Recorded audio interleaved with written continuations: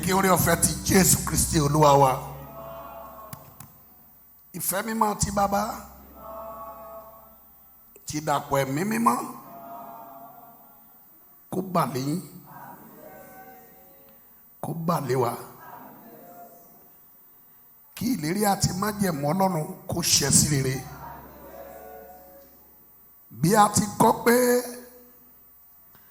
lórí olúkúlùkù ibùgbé òkè Sioni àti lórí àwọn apejọ rẹ̀ ni Olúwa yóò dá awọsanma àti èéfín ní ọ̀sán àti didan ọ̀wọ́ iná ní òru. Ààbò yóò wà lórí gbogbo ògo, ẹ ò ní ṣẹ́kù. Lórúkọ Jésù, ẹ ò ní yànkú. Nínú ọ̀sẹ̀ yìí, nínú oṣù yìí, ẹ ò ní rárìn rà. Lórúkọ Jésù, lọ́kùnrin lóbìnrin lọ́mọdé àti àgbà, ẹ ò ní rárìn sọnù. Ẹ̀jẹ̀ yín ò ní dàpọ̀ mẹ́bọ̀ ayé.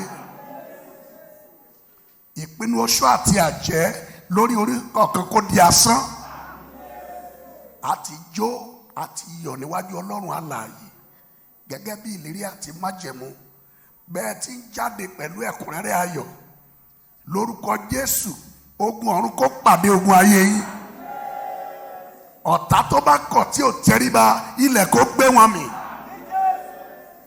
Ẹ ó máa jẹ láìléwu, ayọ̀ lẹ ó máa fi jáde lórúkọ Jésù, ayọ̀ lẹ ó máa fi wọlé.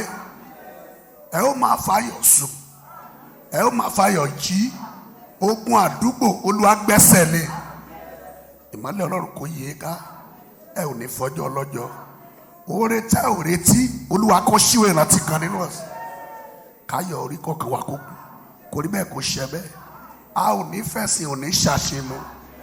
A ó ṣe ọ̀pọ̀lọpọ̀ rẹ̀ láyé. Yóò rí bẹ́ẹ̀, àṣẹ ọ̀run yóò bà lé ní orúkọ Jésù Kristi Olúwa wa.